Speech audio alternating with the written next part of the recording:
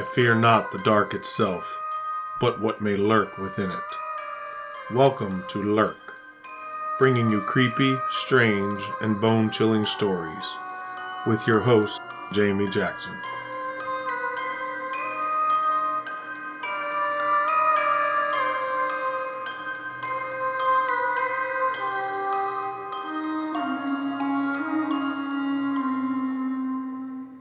Hey lurkers, welcome to episode 53.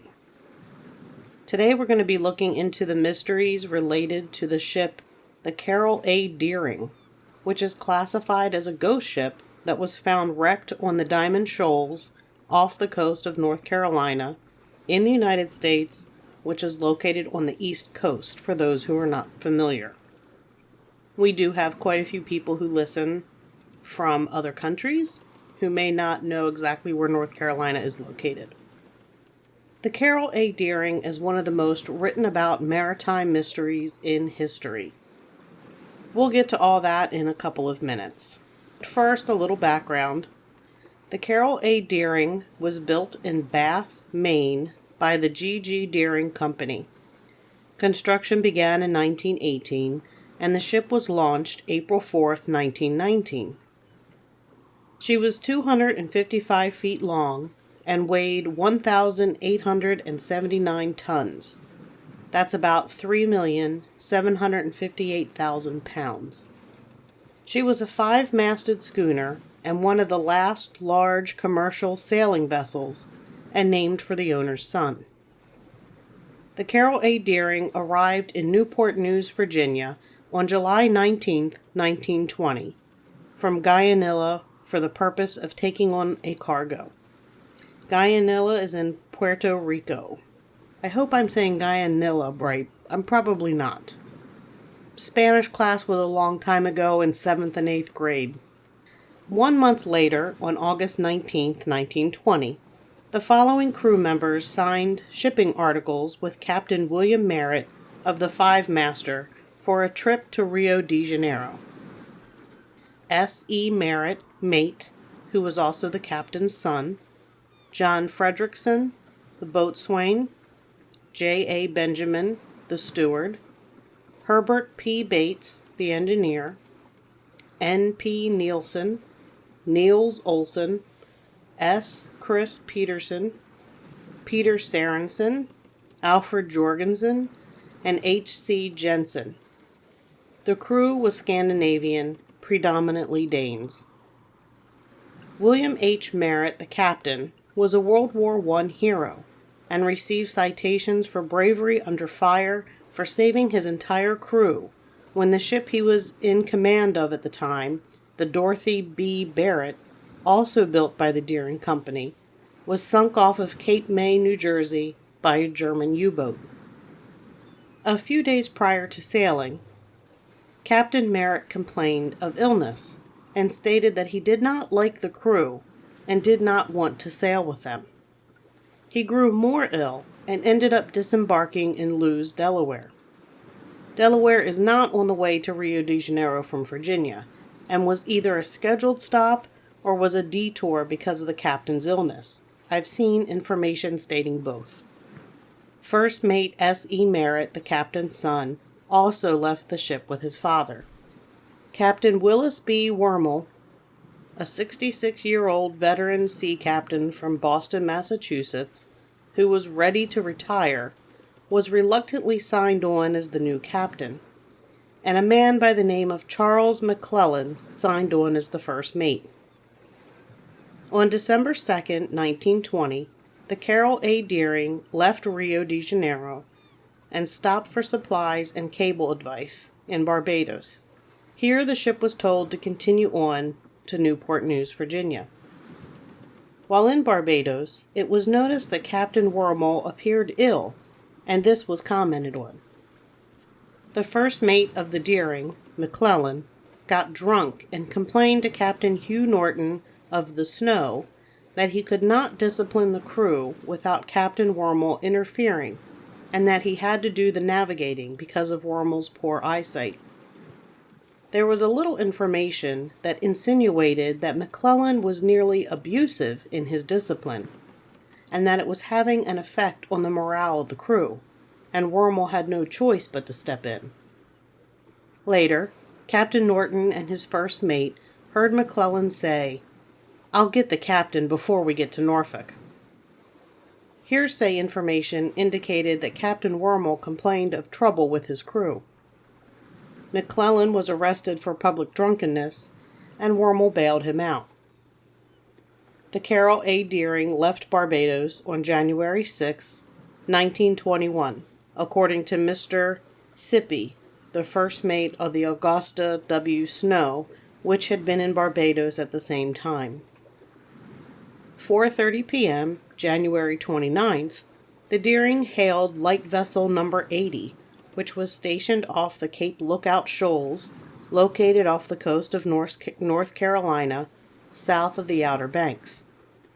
The Deering asked that a message be forwarded to her owners, to the effect that the Deering had lost both her anchors and chains in the gale of yesterday and the day before, off Frying Pan Shoals. Frying Pan Shoals would be about 20 miles from Cape Lookout Shoals if my measuring is accurate. And by measuring, I mean I held a ruler up to the computer screen and used the legend of the miles. And anyway, it's 30 centimeters away from each other, which equates about 20 miles. The master of the lookout lightship was unable to forward the message as the wireless was out of commission. And no, there was no Wi-Fi. They're talking about wireless telegraphs that used radio waves.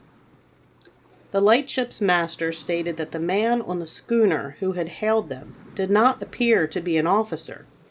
He also stated that there was evidence of confusion aboard, with the crew being scattered about the deck of the schooner, showing lack of discipline. Furthermore, the lightship master said that the crew aboard appeared to be a little brownish-colored men, and definitely not the rugged Scandinavians that had formed the original crew. As the Deering passed out of sight going north, a steamer appeared on the horizon coming southward. The lightship master hailed the steamer, which was carrying a wireless antenna with flags of international code that meant "have important message." The master planned to notify the steamer that the schooner had lost her anchors and chains. But the steamer did not stop, even when the lightship skipper blew his number 12 whistle, which could be heard for 5 miles. Refusing to stop when signaled this way is contrary to the unwritten law of the high seas. Adding even more mystery was the report from the lightship that not only did the steamer fail to stand by for the message, but that she changed her course and headed eastward at full speed, while members of her crew lowered canvas over the nameplate on the stern. Basically, that means they were hiding the name of the ship. On January 31st, 1921, the Carroll A. Deering was sighted at dawn by surfman C.P. Brady, who was on lookout duty at the Coast Guard station at Cape Hatteras. A surfman is a member of the Coast Guard, skilled in operating a boat in heavy surf. The Deering was hard aground, with all sails set on the outer edge of the Diamond Shoals. The Diamond Shoals is an area that extends offshore from Cape Hatteras, North Carolina, and has been notorious as a common site for shipwrecks for centuries, and earned it the title Graveyard of the Atlantic. Bad weather prevented rescue ships from approaching the Deering. Finally, on February 4th, she was able to be boarded after being battered by the surf for several days, and it was clear the schooner was abandoned. Wreckers noted the following when they boarded the foundered ship. All sails were set and in excellent condition, excepting the 2 topsails that had been torn by the wind. The Deering was grounded in about 8 feet of water, but had settled down about 14 feet into the sand. Her deck rigging and other gear had been strewn about the sea that had broken over her. Basically, that means there were waves that were coming over top of the deck. The boat that had been on the stern was gone, and both davits and falls had been worked loose by the sea. The dory was missing. It's another small boat. Both anchors were missing, which we already knew about. The wheel rudder head, rudder gear, and rudder house had been smashed and thrown up against the after part of the cabin. It was impossible to say whether the steering gear had been wrecked prior to or subsequent to the time the schooner struck the shoals. When boarded by the rescue tug named Rescue, the lights that were set were the conventional red and green running lights, and 2 red lights in the rigging, which indicates the vessel was not under control. The ship's log and navigation equipment were gone, along with the crew's personal effects. There was a meal in the middle of being prepared in the galley. The only sign of life was the ship's gray 6-toed cat, found in good condition and rescued. It's said that the cat left a line of 6-toed cats on the Outer Banks, including one that lives around the ferry docks of Hatteras. One newspaper said, "The cat may have known the answer to the riddle, but cats don't talk." The Coast Guard made attempts to salvage the ship, but it proved to be impossible. The Carroll A Deering was deemed to be a hazard to navigation and was scheduled to be blown up on March 4th. I'm not certain that it was actually dynamited. There was a newspaper report that stated a sudden storm blew in when they went to blow it up, and within the short span of a few hours, a howling northeastern gale, or nor'easter, was piling the sea up high on the beach at Hatteras. Tremendous waves hit and stranded the ghost ship, and she groaned and whined under the terrific beating of the sea. Soon her timbers began to loosen, and she went to pieces rapidly. It was written that when the Carroll A Deering began to go down, the beach birds, hundreds of them that had built nests on the mysterious wreck, set up a mighty noise. They circled and recircled the disintegrating vessel, screeching and crying. Some said they were the cries of the departed spirits hovering over the schooner's remains. A portion of the ship's bow washed ashore on Ocracoke Island. Wooden timbers washed ashore on Hatteras, and they were used to build local houses. On March 21st, the stern beached 12 miles from the Cape. The wreckage consisted of the poop deck, counter portside deck house, and after house. Hundreds of seagulls used it as a roost, and their shrill cries could be heard through the night. There was talk that the spirits of the crew were walking the boards and crying out in the night. In continuing with the oddities associated with the Carroll A Deering, on April 11, 1921, a local fisherman named Christopher Columbus Frey claimed to have found a message in a bottle in Buxton, North Carolina. The message read, "Deering captured by oil-burning boat, something like chaser. Taking off everything. Handcuffing crew. Crew hiding all over ship. No chance to escape. Finder please notify headquarters Deering." The message was said to be written or scribbled on a linen thread company order blank. From what I can determine, it was a place that made fishing nets and such. The note was deemed a hoax.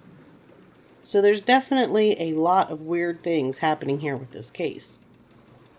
If the crew was indeed aboard the vessel when it grounded, why didn't they send up a distress signal? A signal would have been seen by any one of the lookouts in several Coast Guard stations on nearby Outer Banks, or possibly the crew of the Diamond lightship.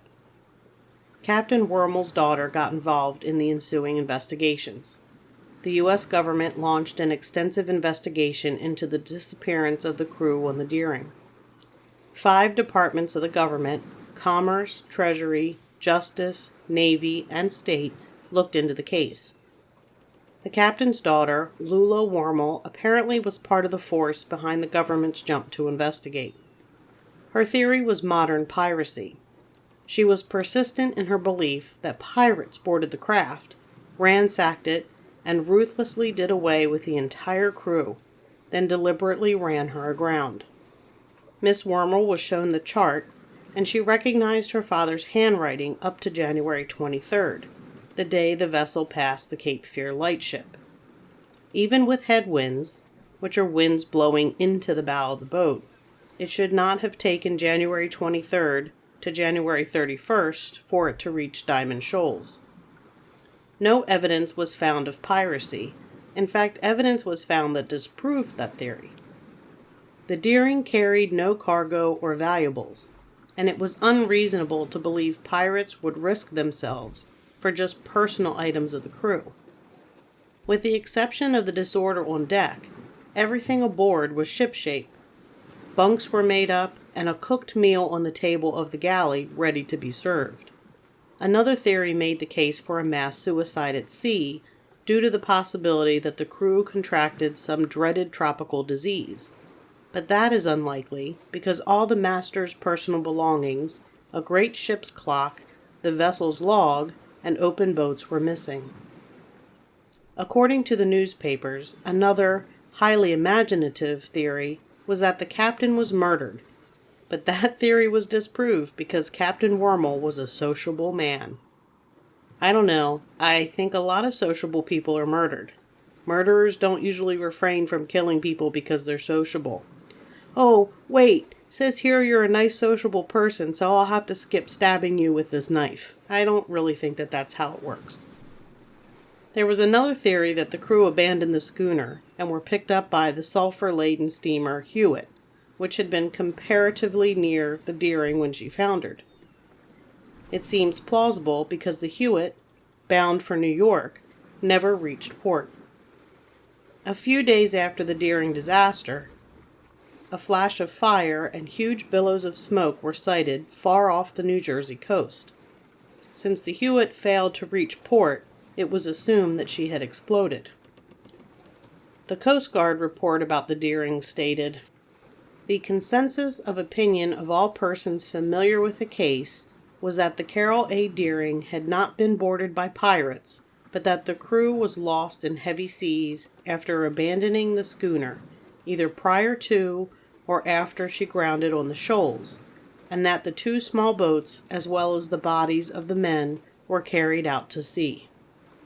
The general opinion was that no pirates would have boarded a sailing vessel without a cargo, and the fact that the ship's stores and supplies were left behind untouched further strengthens this belief. Officials admitted that they were investigating the cases of 4 different ships, but they refused to disclose the names of the 3 missing craft.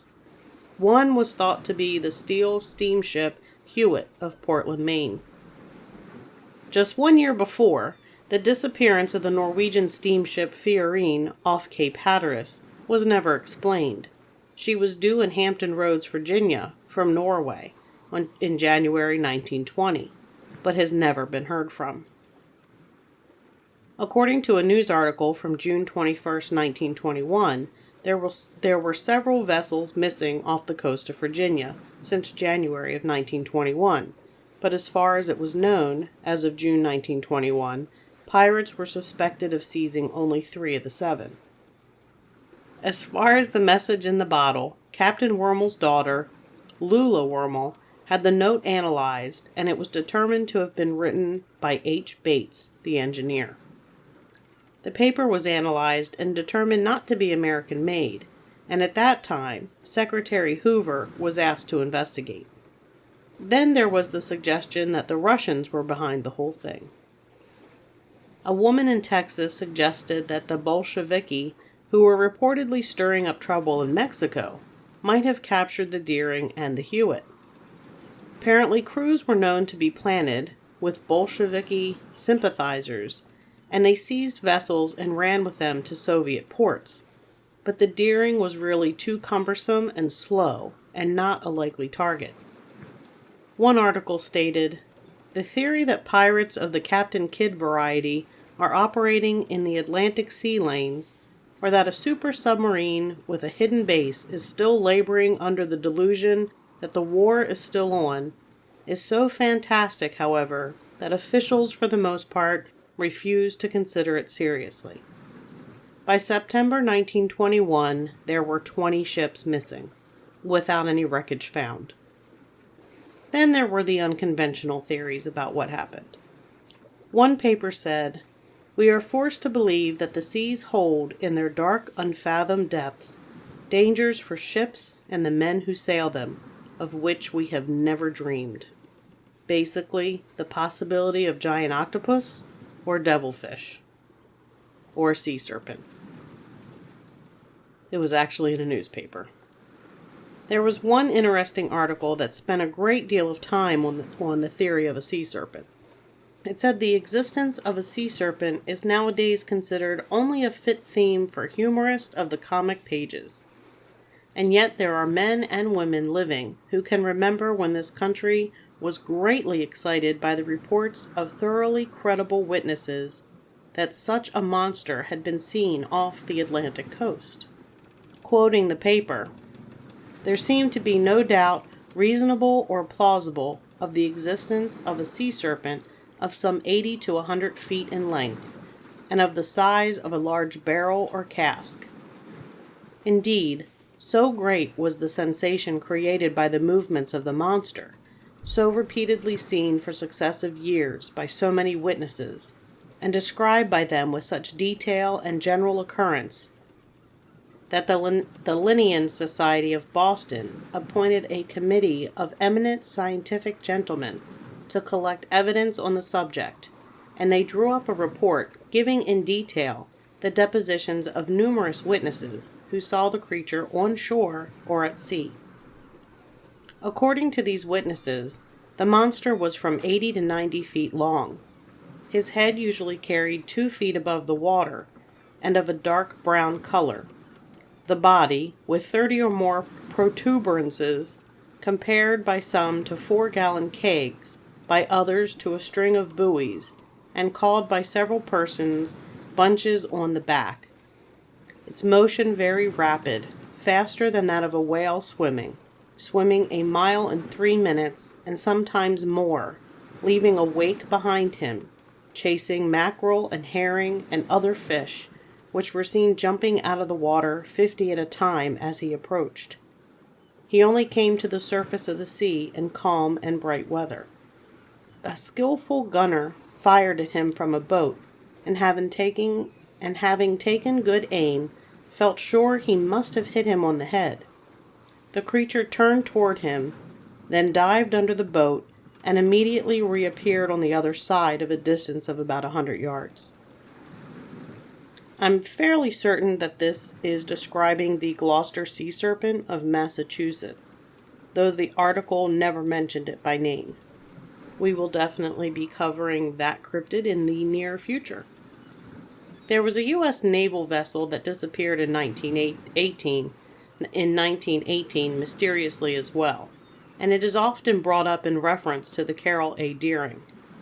In one National Marine magazine, there was an article that claimed the Cyclops, the U.S. naval vessel, was attacked and sunk by a swarm of gigantic squid. Another article said, "Is it not quite possible that the sea may harbor other monsters of which we have no knowledge? Monsters large and strong enough to wreck a great steamer or sailing vessel?" I'm all for monster squid, the kraken, as you know from episode 43, the story of the Mary Celeste, and sea serpents in general. But sea serpents weren't the only odd theory. Many people thought the Bermuda Triangle was to blame. Known for the number of ships and planes that have disappeared in its midst, the Bermuda Triangle was thought to be behind the disappearance of the Deering, because she had sailed through it. But the Deering did not disappear in the Bermuda Triangle, and as far as I know, passing through it doesn't mean you might disappear sometime later when you're not in it, though that's an interesting thought. And we also have the theory that the Carroll A. Deering was a victim of alien abduction.